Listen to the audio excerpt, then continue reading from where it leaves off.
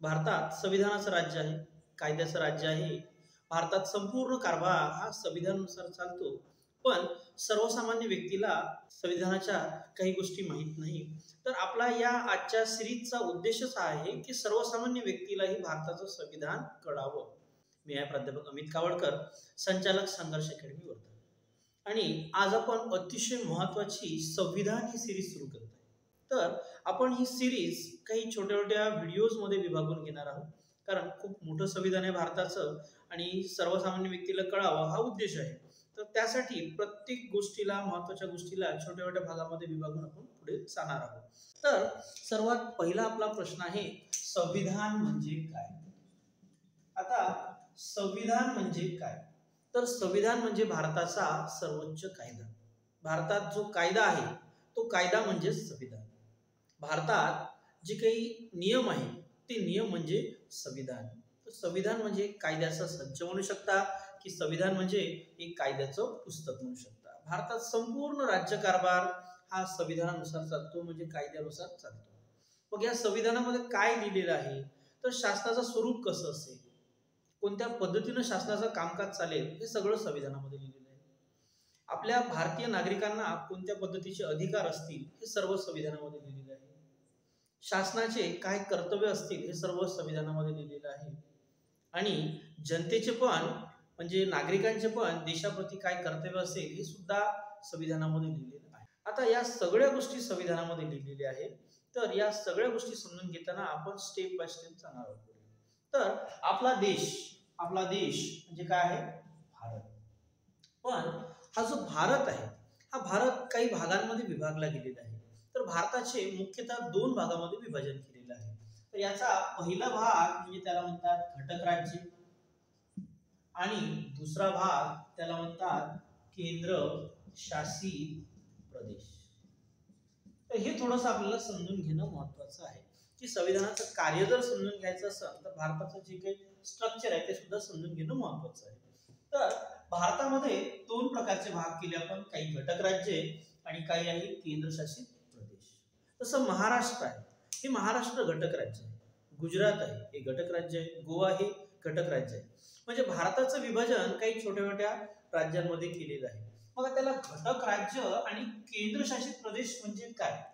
तर घटक राज्य म्हणजे स्वतंत्र असं राज्य आहे, तिथं एक राज्याचं सरकार असेल, जसं महाराष्ट्र राज्य आहे आणि महाराष्ट्र राज्यामध्ये महाराष्ट्र शासन आहे.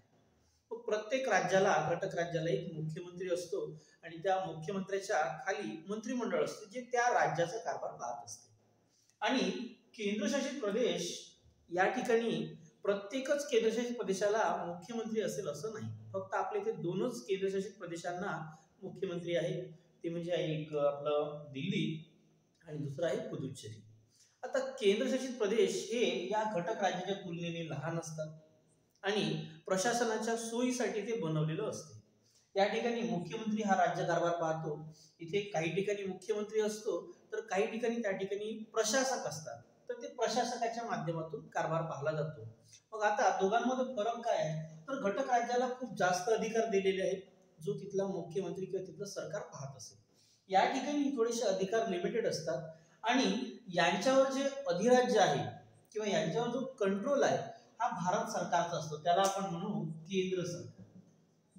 तर केंद्र सरकारच्या अधिपत्याखाली येणार किंवा केंद्र शासनाकडून ते प्रशासित केला जाणारा प्रदेश त्यालाच म्हणतात केंद्रशासित प्रदेश. आणि स्वतंत्र अशी व्यवस्था केलेला प्रदेश म्हणजे जसे घटक राज्य. तर आजच्या घडीला आपल्या देशामध्ये 28 घटक राज्य आहेत आणि 8 केंद्रशासित प्रदेश आहेत. म्हणजे जेव्हाही मी घटक राज्य म्हणेल किंवा केंद्रशासित प्रदेश म्हणेल तेव्हा तुम्हाला थोडंसं हे माहित पडेल. आता आपण पुढच्या भागाकडे जाणार आहोत. तर भारत हा एक प्रकारचा संघराज्य असा देश आहे. आता संघराज्य म्हणजे काय असते आपण हे समजून घेऊ. तर एक देश असतो ज्याच्यामध्ये वेगवेगळ्या राज्यांमध्ये विभागणी केलेली असते. आता संघराज्य दोन वेगवेगळ्या पद्धतीने बनत असते. म्हणजे आधीच छोटे छोटे राज्य आहेत आणि त्यांनी मग आपल्या प्रशासनाच्या सोयीसाठी म्हणा किंवा आर्थिक कारणासाठी किंवा शत्रूंपासून संरक्षणासाठी कोणत्याही कारणाने असो त्यांनी एकत्र येऊन एक देश बनवला. म्हणजे वेगवेगळे छोटे छोटे देश आहे किंवा राज्य आहे, त्यांनी एकत्र येऊन एक देश बनवला आणि त्यांनी मग आपलं एक केंद्राचं सरकार बनवलं. तर त्या केंद्राच्या सरकारला खूप जास्त अधिकार दिले. म्हणजे संपूर्ण जेव्हा देशाचा विषय येईल तेव्हा केंद्र सरकार कारभार पाहिजे आणि जेव्हा छोट्या छोट्या राज्यांचा असेल त्या आपला कारभार पाहिजे. तर यामध्ये काय आहे, केंद्र सरकारला पण अधिकार आहे आणि राज्य सरकारला पण अधिकार आहे. तर ज्या ठिकाणी अधिकारांची विभागणी केलेली असते वेगवेगळ्या विभागामध्ये, जसं राज्यांना पण अधिकार आहे, केंद्राला पण अधिकार आहे, तशा प्रकारच्या देशाला म्हणते संघराज्य. मग आपल्या भारतामध्ये पण 28 राज्य आहे, 8 केंद्रशासित प्रदेश आहे. याचा अर्थ असा आहे की भारत सुद्धा काय आहे, संघराज्य आहे. पण भारत हा एक संपूर्ण देश होता आणि प्रशासनाच्या सोयीसाठी आपण वेगवेगळे राज्य पाडलेले आहे. इथे कसं आहे, वेगवेगळे राज्य होते, त्यांनी मिळून एक देश बनवला. भारत हा एक संघ देश आहे आणि त्यांनी प्रशासनाच्या सोयीसाठी वेगवेगळे राज्य काढलेले आहे. एक बेसिक डिफरन्स, असा महत्वाचा डिफरन्स आहे की इथलं राज्य हे कॉन्ट्रॅक्टने बनलेलं आहे देश. म्हणजे इथलं एखादं राज्य हे या देशातून विभक्त होऊ शकते, वेगळं होऊ शकते. म्हणते की नाही, माझं तुमच्याकडे पटत नाही, मी तुमच्या देशात राहत नाही. पण असं भारतामध्ये अधिकार नाही.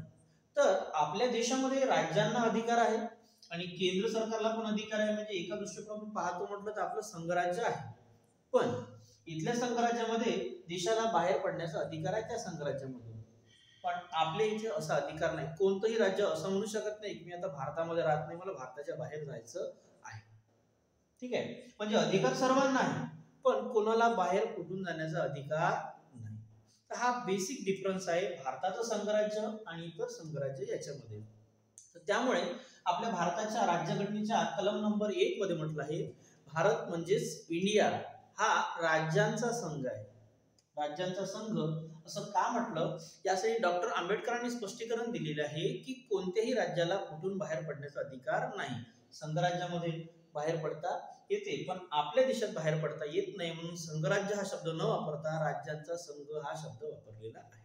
तर जेव्हाही आता संघराज्य हा शब्द आला तेव्हा एक गोष्ट लक्षात घ्यायची की असा देश ज्याच्यामध्ये वेगवेगळे राज्य आहे पण अधिकारांची विभागणी केलेली आहे. म्हणजे जेव्हा संपूर्ण देशाचा विषय येते तेव्हा केंद्र सरकारचं कार्य असते आणि जेव्हा प्रत्येक राज्याचा वेगवेगळा विषय येते तेव्हा राज्य सरकारचं कार्य असते. दोन्ही आपापल्या अधिकारामध्ये स्वतंत्र आहे. तर अशा प्रकारचा देश म्हणजे संघराज्य आणि या सर्व गोष्टी आपल्या देशाला लागू आहे, म्हणून भारत हा संघराज्य प्रकारचा देश आहे. आता आपण अतिशय महत्वाच्या शासन व्यवस्थेकडे पुढे पाहणार आहोत. तर सध्या आपण फक्त 2च पॉईंट शिकलेला आहोत. तर भारतातले घटक राज्य म्हणजे काय आणि दुसरा पॉईंट आपण शिकलो आहे की भारताचं केंद्रशासित प्रदेश म्हणजे काय. आणि त्यानंतर अतिशय महत्वाचा शब्द आपण हा पुढे पुढे येणार आहे म्हणून याला काढून टाकला की संघराज्य म्हणजे काय. आता या संघराज्य व्यवस्थेमध्ये शासनाची विभागणी कशी होते ते पाहणं अतिशय महत्वाचं आहे. आपण आता पाहणार आहोत शासन व्यवस्थेचं स्वरूप. तर शासन व्यवस्था ही प्रामुख्याने 3 भागामध्ये विभागलेली असते. जसं आता हे केंद्र शासनाबद्दल आपण पाहणार आहोत, याच प्रकारची व्यवस्था राज्य शासनामध्ये पण असणार आहे. तर शासन व्यवस्था ही 3 भागामध्ये विभागलेली असते. पहिला विभाग आहे कार्यकारी मंडळ, दुसरा विभाग आहे कायदे मंडळ आणि तिसरा विभाग आहे न्याय मंडळ. तर कार्यकारी मंडळाचं कार्य काय असते, तर देशाचा कारभार चालवणं, म्हणजे त्याला आपण सरकार सुद्धा म्हणू शकतो. कार्यकारी विभागाचं काम आहे देशाचा संपूर्ण कारभार चालवणे. आणि कायदे मंडळाचं काम काय आहे, तर देशासाठी कायदे बनवणे. म्हणजे आतापर्यंत जे काही कायदे बनवले ते आहेच, किंवा त्या जुन्या कायद्यामध्ये काहीतरी बदल करायचा असेल किंवा कोणता एखादा नवीन कायदा बनवायचा असेल देशासाठी तर ते संसदेमध्ये बनवलं जाईल. तर आपल्या देशाचं कायदे मंडळ जे आहे त्याला म्हणतात संसद. आणि न्यायमंडळाचं काम सर्वांनाच माहीत असेल की लोकांमधले भांडणं असो किंवा सरकारमधले भांडणं असो ते मिटवण्याचं काम हे न्यायमंडळाचं असते. आणि यांनाच लोकशाहीचे 3 आधारस्तंभ मानले जाते. आणि चौथा आधारस्तंभ म्हणजे आपली माध्यमे किंवा मीडिया. आता कार्यकारी मंडळामध्ये मग कोणाकोणाचा समावेश होतो, तर पहिल्या नंबरवर असते राष्ट्रपती, उपराष्ट्रपती, नंतर असतात पंतप्रधान, त्यानंतर असते मंत्रिमंडळ आणि शेवटी असतात महान्यायवादी. आता आपण कार्यकारी मंडळ समजून घेऊ. तर कार्यकारी मंडळ म्हणजे सरकारचा मेन माणूस म्हणजे असते राष्ट्रपती. कारण संपूर्ण देशाचा कारभार हा राष्ट्रपतींच्याच नावाने चालत असतो. भारतामध्ये संपूर्ण कारभार हा राष्ट्रपतींच्याच नावाने चालतो. तर राष्ट्रपती हे देशाचे नामधारी कार्यकारी प्रमुख आहे. आता नामधारी म्हणजे असं की त्यांच्या नावानं जरी चालत असला तरी राष्ट्रपतींकडे तेवढे अधिकार नाही आहेत. मग आपल्या इथे प्रमुख कोण असते, तर वास्तव कार्यकारी प्रमुख असतात पंतप्रधान. म्हणजे राष्ट्रपतींच्या नावाने कारभार चालेल पण संपूर्ण कारभार हे पंतप्रधान चालवतात. तर राष्ट्रपती जर नसेल तर त्यांच्या अनुपस्थितीमध्ये उपराष्ट्रपती. कारभार कोण चालवणार? पंतप्रधान. म्हणून डॉक्टर आंबेडकरांनी म्हटलं आहे की भारताच्या पंतप्रधानांची तुलना ही अमेरिकेच्या राष्ट्रपती सोबत करावी. भारताच्या राष्ट्रपतीची तुलना ही अमेरिकेच्या राष्ट्रपती सोबत करू नये. कारण अमेरिकेच्या राष्ट्रपतीला जसे अधिकार आहे तसे अधिकार भारतामध्ये पंतप्रधानांना आहे. आणि राष्ट्रपती फक्त नामधारी प्रमुख आहे. म्हणजे त्यांच्याकडे तेवढे अधिकार नाही. ते सगळे अधिकार त्यांच्या वतीनं कोण वापरणार? पंतप्रधान वापरणार. पण मग पंतप्रधानांना सल्ला देण्यासाठी किंवा त्यांना सहाय्य करण्यासाठी मंत्रिमंडळ असते. आणि शेवटची व्यक्ती आहेत महान्यायवादी. मग महान्यायवाद्यांचं कार्य काय असते, तर सरकारच्या विरुद्ध कोणता खटला असेल किंवा सरकारमधले भांडणं असतील तर केंद्र सरकारच्या वतीने न्यायमंडळामध्ये बाजू मांडणारी व्यक्ती म्हणजे असतात महान्यायवादी. किंवा केंद्र सरकारला कोणता एखादा कायदेविषयक सल्ला पाहिजे असेल तर ते सुद्धा सल्ला देणारे व्यक्ती म्हणजे काय असतात? महान्यायवादी. तर हे झालं आपलं कार्यकारी मंडळ. आता कायदेमंडळ. तर कायदेमंडळाचं कार्य काय आहे? कायदे बनवणे. संपूर्ण देशासाठी कायदे बनवणे हे संसदेचं कार्य आहे. मग संसदेमध्ये कोणाचा समावेश होतो, तर या ठिकाणी राष्ट्रपती, त्यानंतर राज्यसभा आणि नंतर आहे लोकसभा. तर देशासाठी कायदे बनवणं हे संसदेचं कार्य आहे. पण कायदा बनवला कसा जातो, तर राज्यसभा आणि लोकसभा हे दोन सभागृह आहेत आणि राष्ट्रपती ही व्यक्ती आहे. तर कोणत्याही एका सभागृहामध्ये म्हणजे राज्यसभेमध्ये किंवा लोकसभेमध्ये एखादं विधेयक मांडलं जाते. कोणत्याही उद्देशासाठी समजा आपल्याला कायदा बनवायचा असेल तर ते विधेयक मांडलं जाते. मग लोकसभेमध्ये मांडलं, तिथे पास जर झालं तर ते राज्यसभेमध्ये जाईल, तिथे पास झालं तर ते राष्ट्रपतीकडे जाईल आणि राष्ट्रपतींनी सही केली तेव्हा ते बनते कायदा. म्हणजे राष्ट्रपतींच्या सहीच्या आधी त्याला विधेयक म्हणतात आणि राष्ट्रपती जेव्हा सही करतात तेव्हा तो बनत असतो कायदा. आता राज्यसभा हे वरिष्ठ सभागृह आहे आणि लोकसभा हे कनिष्ठ सभागृह आहे. राज्यसभा कधीच बरखास्त केली जात नाही, म्हणजे विसर्जित केली जात नाही. आणि लोकसभा ही दर 5 वर्षांनी विसर्जित होते. इथे पण खासदार असतात, इथे पण खासदार असतात, पण ज्यांना लोकसभेमध्ये बहुमत आहे त्यांचं सरकार केंद्र सरकारमध्ये असते. आता तिसरा महत्वाचा विभाग आपण बघू, न्यायमंडळ. तर न्यायमंडळाबद्दल आपण आधीच बोललो आहे की यांचं काम आहे भांडणं मिटवणं. तर सर्वोच्च न्यायालय हे सर्वात वरती, उच्च न्यायालय त्याच्या खाली आणि त्यानंतर आहे कनिष्ठ न्याय व्यवस्था. आता याच्या आधी आपण एक शब्द पाहिलेला आहे, संघराज्य. तर संघराज्य ही कल्पना मी तुम्हाला चांगल्या तऱ्हेने समजावून दिली आहे की संघराज्य म्हणजे असा देश ज्या ठिकाणी अधिकारांची विभागणी झालेली आहे. तर भारतामध्ये 28 राज्य आहे, 8 केंद्रशासित प्रदेश आहे आणि केंद्र सरकार आणि राज्य सरकारमध्ये अधिकारांची विभागणी झालेली आहे. तर आपल्या इकडे अधिकारांची विभागणी ही कार्यकारी मंडळ आणि कायदे मंडळ यांची झालेली असते. न्यायमंडळाची विभागणी झालेली नाही. संपूर्ण देशात एकसारखा न्याय राहावा यासाठी न्यायमंडळाची विभागणी करण्यात आलेली नाही. म्हणजे देशाचं कार्यकारी मंडळ हे वेगळं असेल, संपूर्ण देशाचे डिसिजन्स हे घेईल, पण राज्याचं कार्यकारी मंडळ हे वेगळं असेल, प्रत्येक राज्याचं वेगळं. देशाचं कायदे मंडळ हे संपूर्ण देशासाठी कायदे बनवेल, पण प्रत्येक राज्याचं पण स्वतःचं एक कायदे मंडळ असेल. आता राज्यामध्ये पण केंद्रासारखीच 3 भागामध्ये विभागणी झाली आहे. जसं कार्यकारी मंडळ आहे, कायदे मंडळ आहे आणि न्यायमंडळ आहे. आता यामध्ये बघा, कार्यकारी मंडळ म्हणजेच असते सरकार. तर राज्याच्या कार्यकारी मंडळामध्ये राज्यपाल हे सर्वात वरती असतात.